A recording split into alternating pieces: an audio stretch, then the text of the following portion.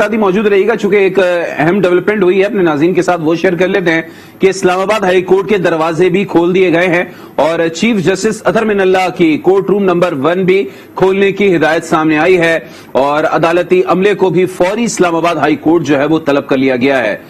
تو طارق ذرا اس حوالے سے بھی اپنی رائے دیجیے گا.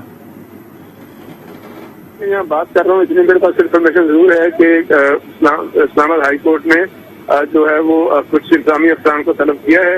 اب ان کو کس حوالے سے طلب کیا گیا ہے، کیا ان سے پوچھا جائے گا، کیا ان کو ہدایت دی جائے گی، اس بارے میں میرے پاس پوری اطلاع نہیں ہے. لیکن مجھے اتنا معلوم ہے کہ اسلام آباد ہائی کورٹ کے دروازے بھی کھل گئے ہیں، چیف جسٹس صاحب جو ہے موجود ہیں اور ان کا عدالتی عملہ جو ہے اس کو بھی اسلام آباد ہائی کورٹ طلب کر لیا گیا ہے.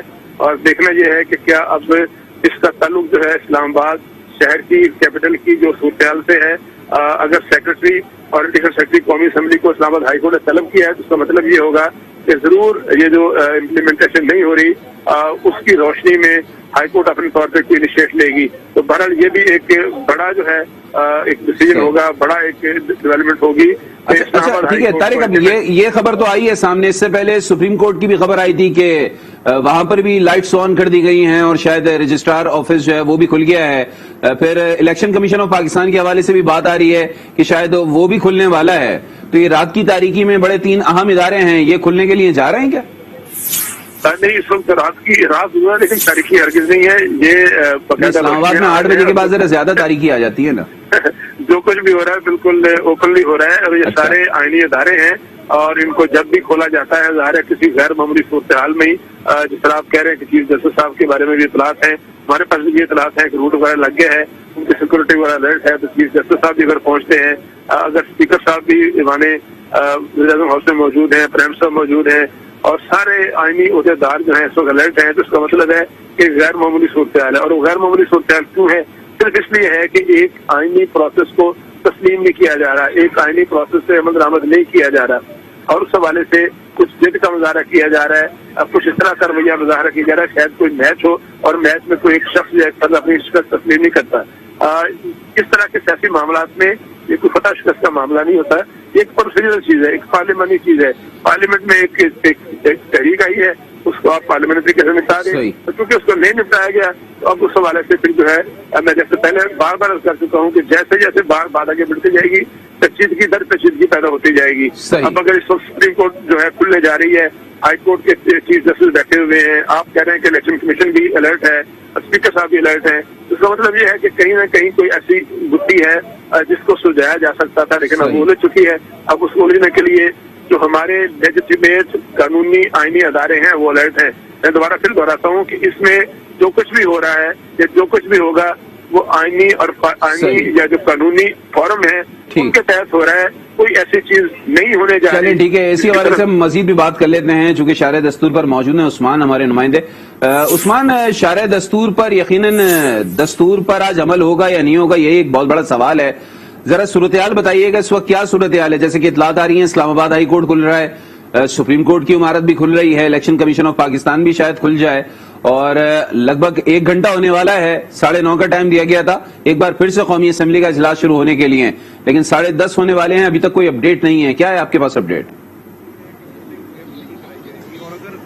جی بالکل، جیسا کہ آپ کہہ رہے ہیں کہ کھل رہے ہیں، لیکن آپ کو یہ آگاہ کرتا چلوں کہ اسلام آباد ہائی کورٹ کے دروازے جو ہے وہ بھی کھول دیے گئے ہیں. دوسری طرف سپریم کورٹ آف پاکستان کے دروازے جو ہے وہ بھی کھول دیے گئے. یہ بھی آگاہ کیا جا رہا ہے کہ جو سپریم کورٹ کے چیف جسٹس ہیں ان کے لیے روٹ جو ہے وہ لگا دیا گیا ہے. بالکل میرے پیچھے سے یہ شارح دستور ہے، یہاں سے گزریں گے وہ جو ججز کالونی ہے وہاں سے ان کی گاڑیاں جو ہے روٹ کے ذریعے اور پروٹوکول کے ذریعے سپریم کورٹ آف پاکستان کی طرف جائیں گی. تو یہاں پر اس وقت غیر معمولی صورتحال ہے. یہاں پر عثمان آپ ڈیٹیل مزید بھی بتائیے گا، ایکچولی ذرا آپ نے اگر کیمرہ مین کو کہیے گا ذرا پین کر کے صورتحال بتائے شارح دستور پر اس وقت کیا صورتحال ہے. کائنڈلی آپ ویسے بھی اپڈیٹ کیجیے گا اور ذرا اپنے کیمرہ مین کو کہیے گا ذرا پین بھی کرے اس ایریا کو.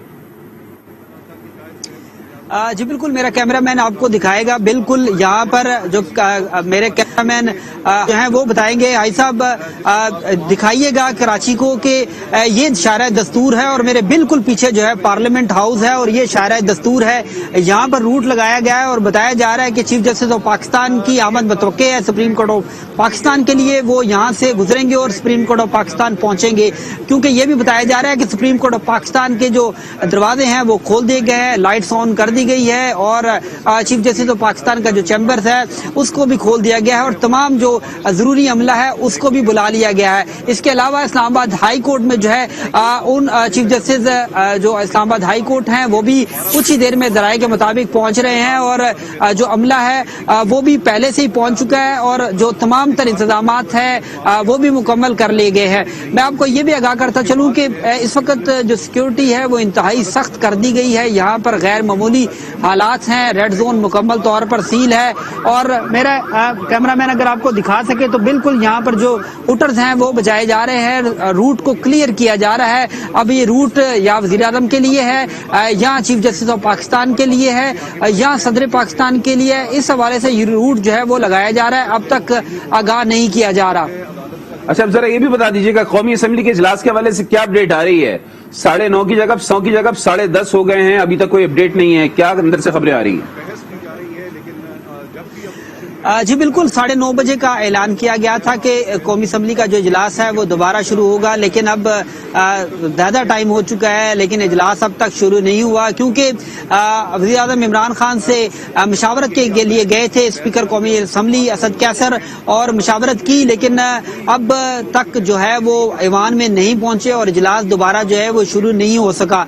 इस हवाले से अब ये फैसला किया जाएगा, क्योंकि ये भी सामने आ रहा है कि मौजूद अदालतों में तलब किया जा रहा है कौमी असम्बली के जो सेक्रेटरी हैं उनको, तो उस हवाले से वो आगाह करेंगे अदालतों को के बाद ही क्या फैसला होता है ये बात कबल उस वक्त जो है वो कहा जा सकता है।